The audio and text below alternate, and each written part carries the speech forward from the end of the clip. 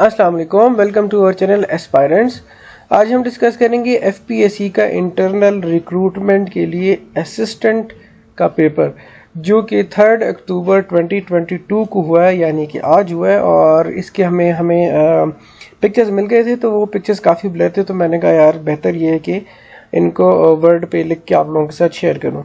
First MCQs है, what is the meaning of अल Muhaimin.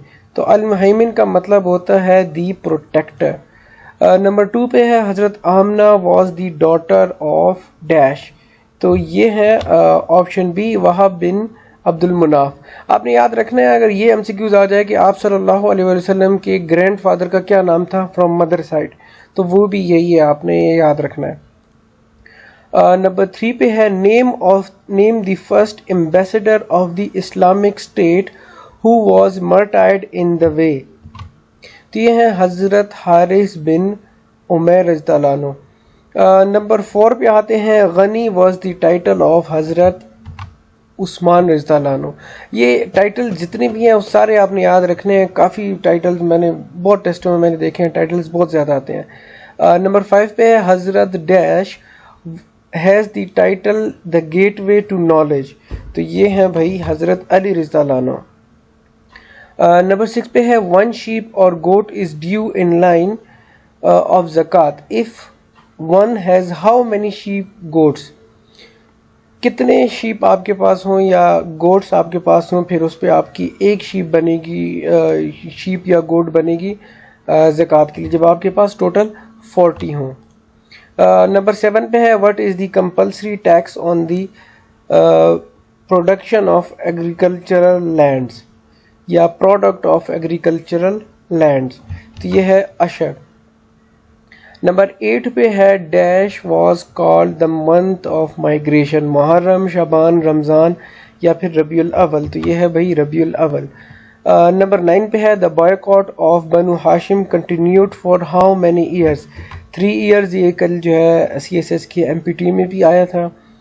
Number 10 पे है, द फर्स्ट मस्जिद mosque that was built by holy prophet सल्लल्लाहु अलैहि वसल्लम वाज डैश, मस्जिद हराम, मस्जिद कुबा, मस्जिद अक्सा, मस्जिद नबी। तो यह है मस्जिद कुबा।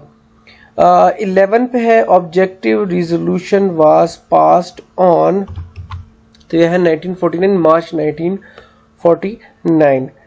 12 पे है, under which act the Muslims of सब कॉन्टिनेंट वर ग्रांटेड सेपरेट रिप्रेजेंटेशन।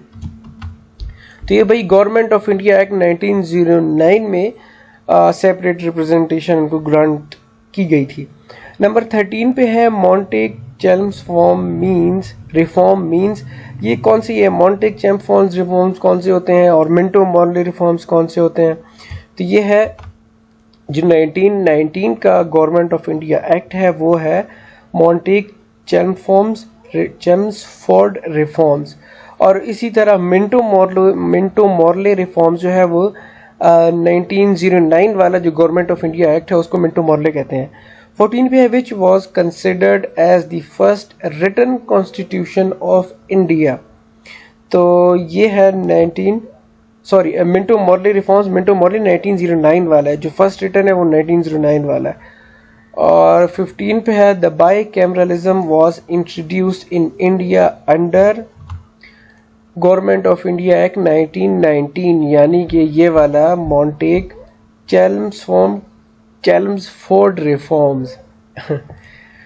16 पे है, the last package of constitutional and political reforms in India is called dash, June 3 1947 Lord वर्बल प्लान या फिर गवर्नमेंट ऑफ इंडिया एक्ट 1935। तो है option C, government of India act 1935। उसके बाद है, the government of India act compromises कितने articles?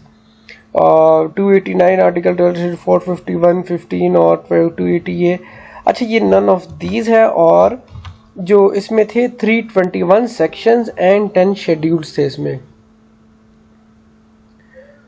Number 18 पे है, which British era Constitution remained the interim constitution of Pakistan until 1956. 1956 तक पाकिस्तान ने कौन सा कॉन्स्टिट्यूशन अडॉप्ट किया था? ब्रिटिश वाला। तो ये तो बहुत इजी है, government of India act 1935। Even अभी भी कुछ कुछ हमारे जो रूल्स हैं वो इधर से आए हुए हैं, कुछ नहीं काफ़ी सारे। 19 पे है Cripps mission came to India in dash 1942। 20th पे है what was the period of first constitutional assembly of Pakistan 10th August 1947 to 24th October 1954, 1948 to 50 और 1948 to 53 या फिर नन ऑफ दीज। तो ये है option A 10th August 1947 to 24th October 1954। Question number 21 पे है what is the currency of Iran. Iran की currency क्या है? दिनार है, येन है, रुपी है या फिर नन ऑफ दीज है। ये नन ऑफ दीज है क्योंकि ईरान की जो करेंसी है वो है भाई ईरानी rial. CAL stands for computer aided learning, computer assist learning या फिर कंप्यूटर एडेड लर्निंग या फिर नन ऑफ दीज। तो ये है भाई computer aided learning. FR stands for fundamental rules. PUC stands for Pakistan उलमा काउंसिल। तो ये थे कुछ 24 MCQs, बाकी के MCQs भी आप लोगों के साथ शेयर करेंगे। अपना ख्याल रखिएगा, best of luck for exams, अल्लाह हाफिज़।